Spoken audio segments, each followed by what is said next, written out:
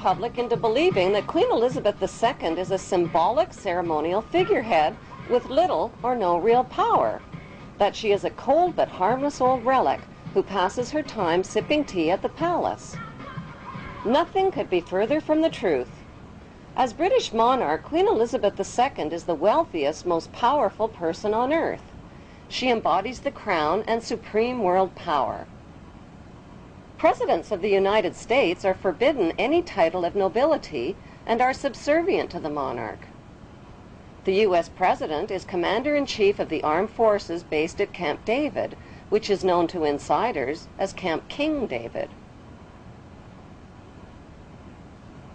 Prime Ministers in Commonwealth nations like Canada and Australia are also subservient representatives of the British King or Queen. They are her spokesmen. The Governor-Generals of the Queen's Commonwealth nations represent and exercise the Queen's power on her behalf. What the general public doesn't realize is that their leaders are only representatives of the monarch and do not possess the power. They exercise the power. They do not reign, they rule. The monarch, on the other hand, reigns but does not rule, possesses the power but does not exercise it. By delegating her powers instead of exercising her powers, the Queen is left safely outside and above the conflicts and divisions of the political process. She is protected from becoming a target of political hostilities. Meanwhile, the general public is kept in the dark about the true powers that the Queen actually possesses, powers that she delegates but has not yet chosen to exercise. So what exactly are these powers that the Queen possesses but has not chosen to exercise? Her powers include the power to choose the Prime Minister and to dismiss the Prime Minister through her Governor-General, the power to dismiss ministers and the government, the power to dissolve Parliament and call new elections, the power to refuse legislation passed by Parliament, the power to command the armed forces and raise a personal militia. She has the power to read confidential government documents and intelligence reports, the power to declare a state of emergency and issue proclamations. She has the power to call elections and enact laws in Her Majesty's name. Few people realize that not a single law is passed without the Queen's consent. She has the power to exercise Crown prerogatives, which means the Queen can declare war through her Prime Minister without even the agreement of Parliament. She has the power to grant and bestow titles and honors like Sir, the power to pardon convicted criminals. So why has the Queen been allowed to legally possess all of these supreme powers? For the sake of tradition?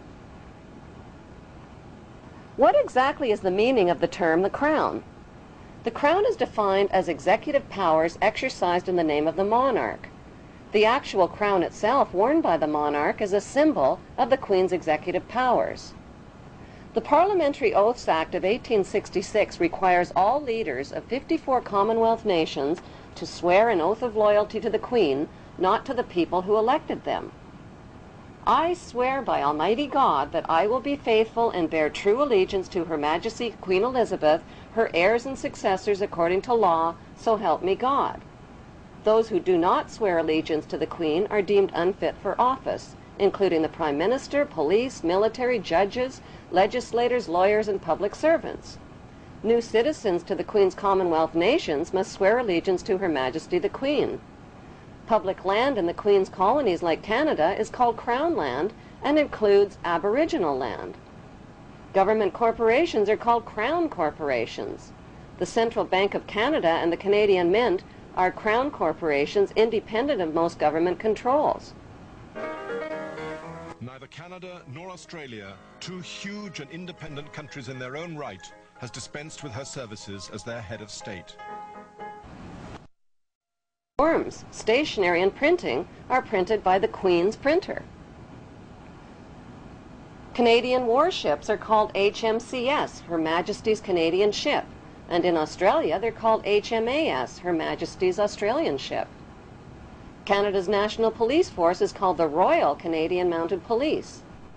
All government contracts are between a company or individual and Her Majesty. Court summons are issued in the name of the Queen, and all public inquiries are called royal commissions. Commonwealth money carries the Queen's image worldwide as a reminder of her authority. The Queen is the lifetime hereditary head of state of Great Britain and her colonies, and is unelected and unaccountable. It is against the law to advocate the abolition of the monarchy. After the Revolution, the French started calling her the Lady, but in English, the Queen is still the Queen. Move, I tell you. Originally, in India, Persia, and Arabia, she was male and weak. Check, Your Grace. But she changed sex in Europe in the Middle Ages and became the strongest of all chess pieces. I fear the Queen is powerless now. The Queen is never powerless. For example, What is the cost to British taxpayers to support the Queen and her blue blood entourage? The Public Accounts Committee and National Audit Office are forbidden to examine Queen Elizabeth Windsor's family finances, but the civil list payments are reviewed every 10 years. So for the year ended March 2002, the running expenses of the Windsor household were £7.9 million. Family spending, £35.3 million. Security, £30 million. And the list goes on. How much is the Queen actually worth? The Queen's wealth is divided into 3 categories. Her wealth as the monarch, her visible personal wealth, and her invisible personal wealth. The Queen's wealth as the monarch includes 54 Commonwealth nations worldwide, millions of acres of Crown land and resources, thousands of Crown corporations, and the corporate city-state of London, which is the capital of world finance. The Queen's visible personal wealth, which was accumulated tax-free until 1992, includes royal yachts, Rolls-Royces, racehorses, 5 castles, the world's largest collection of jewels, 20,000 old masterpieces, and billions of Class A shares in blue-chip stocks and bonds, which have been invested and reinvested over and over again tax-free. Most of the Queen's family fortune was inherited from her ancestors' illegal opium trade with China and the black slave trade. In 1977, the Bank of England Nominees was established to hide the Queen's personal portfolio of wealth. As the British monarch, the Queen has access to privileged information, state secrets, and the world's top financiers. She is immune to accusations of insider trading or conflicts of interest. Her financial portfolio includes Rio Tinto, General Electric, Royal Dutch Shell, British Petroleum, Archer Daniels Midland, and the list goes on. The Queen's visible billions are but a tiny fraction of her invisible wealth accumulated through the black nobility. What is the black nobility?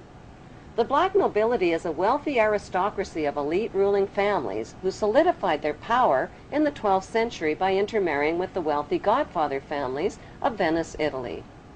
During the bloodbaths of the Christian Crusades, this brutal Italian oligarchy captured the trading monopolies. Over the centuries, the black nobility have used their power and wealth to rape, plunder, and exploit every corner of the globe. Dr. John Coleman's book, The Committee of 300, describes the history of assassinations, kidnappings, robbery, rape, blackmail, coercion, and terror committed by these inbred families on a grand scale. Today, they enrich themselves from the illegal drug and arms trade using whale-distance intermediaries. An estimated $280 billion in flight capital and drug money flows into their secret Swiss accounts. Who are these ruling black nobility families? They include the House of Hanover, Germany, the House of Habsburg, Austria, the House of Orange, Netherlands, the House of Liechtenstein in Liechtenstein, and most importantly, the House of Guelph in Britain. All of these family houses can be found on Queen Elizabeth II's family tree.